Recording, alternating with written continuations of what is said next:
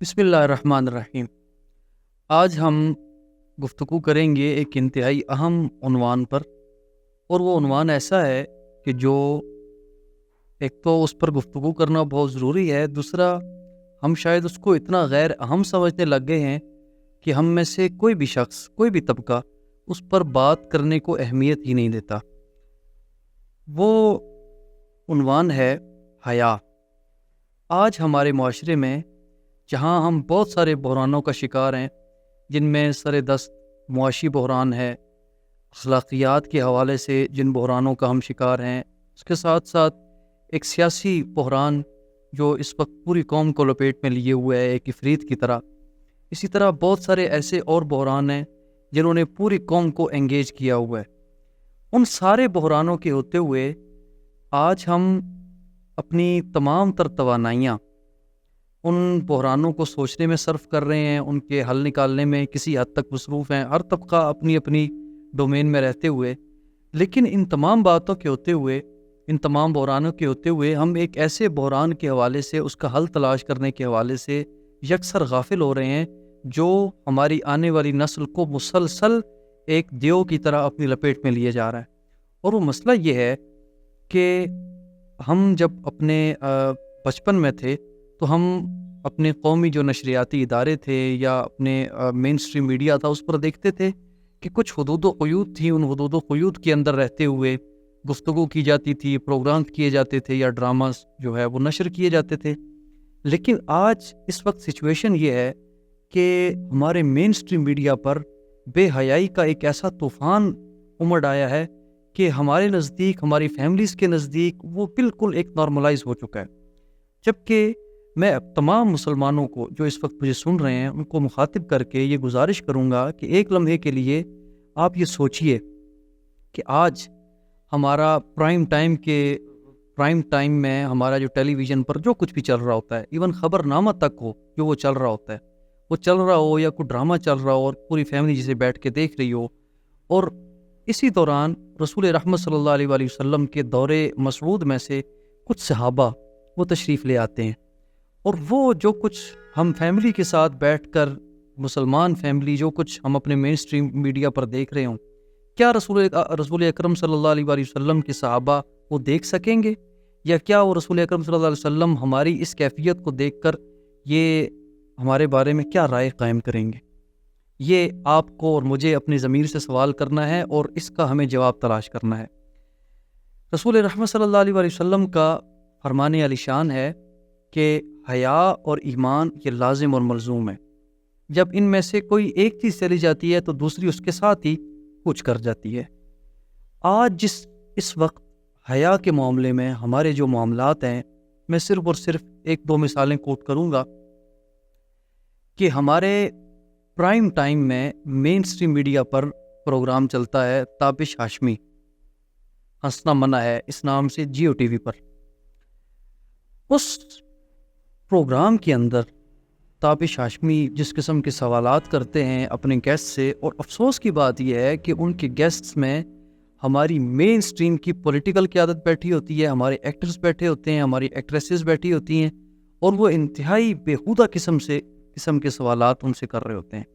اور ستم بالا ستم یہ کہ آڈینس میں سب جوان بچے اور بچیاں بیٹھی ہوتی ہیں، وہ میرے اور آپ کے مسلمان بھائی ہیں، بہنیں ہیں۔ اب مجھے آپ بتائیے کہ رسول اکرم صلی اللہ علیہ وسلم کا یہ فرمان ہے کہ حیا اور ایمان بالکل ایک جگہ پر رہتے ہیں، ان دونوں میں سے کوئی ایک بھی چلا جائے تو دوسرا اس کے ساتھ خود بخود چلا جاتا ہے۔ اس کیفیت کو دیکھتے ہوئے مجھے اور آپ کو اپنے ضمیر سے سوال کرنا ہے کہ آج ہم ایمانی لحاظ سے کس جگہ پر سٹینڈ کر رہے ہیں؟ ایک بات۔ دوسرا، آپ یہ دیکھیے کہ پچھلے کچھ دنوں میں ہمارے ملک کے ایک بہت بڑے اینکر ہیں، میرے نزدیک ان کو صحافت کے اصولوں کے حوالے سے بالکل بنیادی جو آداب ہیں ان کے حوالے سے علم نہیں ہے، اگر علم ہے بھی ہے تو کم از کم وہ ان کو فالو نہیں کرتے۔ جب میں نام لوں گا تو آپ یقیناً میری بات کی تائید بھی کریں گے۔ یاسر شامی ڈیلی پاکستان کے یہ اینکر ہیں اور غالباً اس کے آنر بھی ہیں۔ یاسر شامی صاحب پہ اس وقت کورٹ میں ایک کیس چل رہا ہے، اور وہ کیس کیا ہے؟ وہ کیس یہ ہے کہ انہوں نے ایک اینکر پرسن تھے، مذہبی شخصیت بھی تھے، اسکالر بھی تھے، پھر سٹنگ ایم این اے بھی تھے جب ان کی ڈیتھ ہوئی، عامر لیاقت کی فیملی نے یاسر شامی پر یہ کیس کیا کہ یاسر شامی صاحب نے عامر لیاقت صاحب کی برہنہ ویڈیوز جو ہیں وہ اپنے سوشل میڈیا پر نشر کی. آپ اندازہ کیجئے کہ یہ مسلمانوں کے معاشرے کا ایک پبلک آئیکن ہے. لوگ اس کو فالو کرتے ہیں اور یہ یاسر شامی صاحب جب کسی تقریب میں جاتے ہیں تو ہمارے نوجوان بچے بچیاں ان کے ساتھ کھڑے ہو کر تصویریں بنواتے ہیں اور ان سے آٹوگراف لینے میں فخر محسوس کرتے ہیں. یہ ہے وہ اس معاشرے کا کردار جو اس وقت ہماری نئی نسل جس کو آئیڈیلائز کر رہی.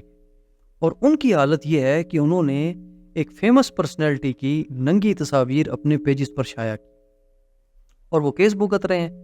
میں نے ریسنٹلی ان کا ایک پروگرام دیکھا. اس پروگرام کے اندر وہ جسٹیفیکیشن دے رہے ہیں.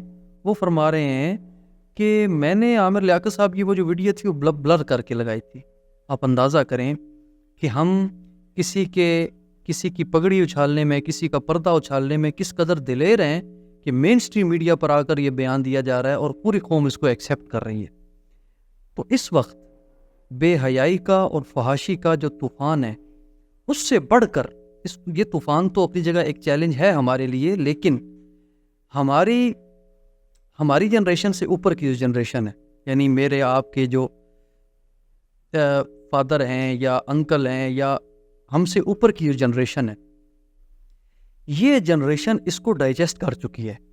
یعنی مین سٹریم میڈیا پر اس طرح کے جتنے پروگرامز چل رہے ہیں ہماری فیملیز ان کو بیٹھ کر دیکھ رہی ہیں اور ہماری اوپر والی جنریشن اس کو ڈائجسٹ کر چکی ہے. اور جو ہماری والی نسل ہے اس کے لیے یہ بات بالکل ایک نارمل ہے, بلکہ ہماری جو نجی محافل ہیں نوجوانوں کی, یہ تمام باتیں اس طرح کی گھٹیا باتیں اور بیلو دا بیلٹ جو کانٹینٹ ہے یہ ہماری نجی محافل کا ایک اہم ترین حصہ بن کے رہ گئے. اب الارمنگ سچویشن یہ ہے کہ میرے یعنی ہماری جو جنریشن ہے اس کے بعد کی جو جنریشن ہے یہ جس وقت اس معاملے میں ایکسٹریم پر جائے گی تو آپ یقین جانیے ہمارا فیملی سسٹم تباہ ہو کر رہ جائے گا. اور آپ کو معلوم ہونا چاہیے کہ اس وقت ویسٹرن جو پارز ہیں وہ سب کانٹیننٹ کے اندر جس چیز پر سب سے زیادہ انویسٹمنٹ کر رہی ہیں وہ ہمارا فیملی سسٹم ہے. پاکستان اور انڈیا دونوں میں ہمارا فیملی سسٹم جو ہے وہ قدرے محفوظ ہے. یورپ کا جو فحاشی کا سیلاب ہے وہ اس کو اس طرح سے متاثر نہیں کر سکا.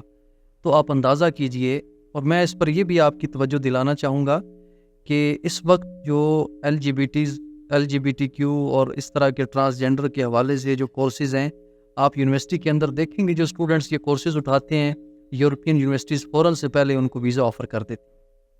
تو یہ الارمنگ سچویشن ہے میرے اور آپ کے لیے. میں یہ سمجھتا ہوں کہ دینی طبقے کے حالات بھی ہمارے سامنے ہیں, فروئی اختلافات ہیں اور اس طرح کی عجیب کشمکش ہے کہ قوم اس وقت بالکل میں سمجھتا ہوں کہ ڈیسٹینیشن لیس ہو چکی ہے. سیاسی قیادت اپنے مفادات کی جنگ لڑ رہی ہے اور اس کے علاوہ تو خیر ہمیں کسی سے ایز سچ امید بھی نہیں ہے, لیکن مذہبی قیادت بھی ذاتی اور فروئی قسم کے اختلافات میں مشغول ہے. اس کا سب سے بڑا نقصان یہ ہے کہ جن مسائل کو ایڈریس کیا جانا چاہیے ان مسائل کو ایڈریس نہیں کیا جا رہا. آپ قرآن مجید کا اسلوب دیکھیں تو آپ کو اندازہ ہوگا کہ حیا کتنی بڑی, رسول رحمت صلی اللہ علیہ وسلم کا فرمان ہے کہ ہر دین کا ایک وصف ہوتا ہے, اسلام کا وصف حیا ہے. آپ اس وصف کا جو منظر ہے وہ قرآن مجید میں یوں دیکھتے ہیں کہ اللہ تعالیٰ نے جہاں مردوں کی نعمتوں کا ذکر فرمایا وہاں رب کریم نے ارشاد فرمایا کہ مردوں کو جنت کے اندر اللہ تعالیٰ انعام کے طور پر حوریں عطا فرمائے گا.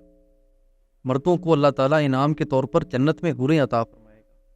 لیکن حیا کا اللہ تعالیٰ نے کس قدر پاس رکھا کہ عورت کی فطرت ہے اس کے اندر اللہ تعالیٰ نے حیا کا مادہ ایز کمپیئر ٹو مرد میل بہت زیادہ رکھا ہے. عورت کا معنی ہی سمٹنا ہے, تو فطرتاً عورت جو ہے وہ حیا کو زیادہ پریفر کرتی ہے.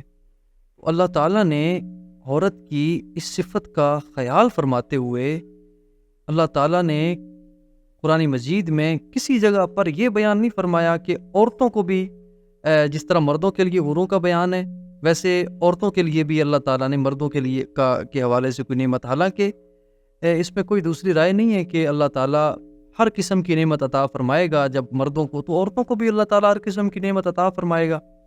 لیکن اسلوب قرآن کو آپ دیکھیں تو آپ کو اندازہ ہوگا کہ اللہ تعالیٰ نے حیا کے حوالے سے امت مسلمہ کی ٹریننگ کیسے کی ہے. لیکن افسوس کی بات یہ ہے کہ ہم نے حیا کے عنصر کو یکسر پس پشت ڈال دیا. اور رسول رحمت صلی اللہ علیہ وسلم کا فرمان ہے کہ الحیاء من الایمان، اور ایک اور بھی آپ کا فرمان علی شان ہے کہ اذا فاتک الحیاء فافعل ما شئت، کہ جب تیرے اندر سے حیا چلا جائے تو پھر جو تیرے جی میں چاہے وہ تو کر. اس وقت ہم یہ سمجھتے ہیں کہ قومی سطح پر ہم ایک ایسی بیماری، ایک ایسی دلدل کے اندر دھنستے چلے جا رہے ہیں کہ اگر بر وقت ہم نے اس کا ادراک نہ کیا تو یقین جانیے ہمارا فیملی سسٹم تو تباہ ہوگا ہی، ہماری آنے والی نسل ہمارے قابو میں نہ رہے گی. اور یہ جو ویلیوز ہیں، ان ویلیوز کے بارے میں آپ ان سے پوچھئے جو ان سے محروم ہیں. اس وقت یورپ کا کے جو اولڈ ایج ہومز ہیں وہ بھرے ہوئے ہیں، وہ رو رہے ہیں، پیٹ رہے ہیں کہ ہمارا جو خاندانی نظام ہے وہ تباہ ہو چکا ہے، کوئی چیز ان کے قابو میں نہیں آ رہی. اس حوالے سے اخلاقیات نام کی کوئی چیز نہ رہی. اب وہی سیلاب وہ یہاں بہا کر تو ہمارے اس نظام کو تباہ کرنا چاہتے ہیں. میں اسلامیان عالم کو مخاطب کر کے یہ کہوں گا کہ بالخصوص دینی طبقے کا یہ فرض بنتا ہے کہ قوم کے بڑے اس وقت سر جوڑ کے بیٹھیں.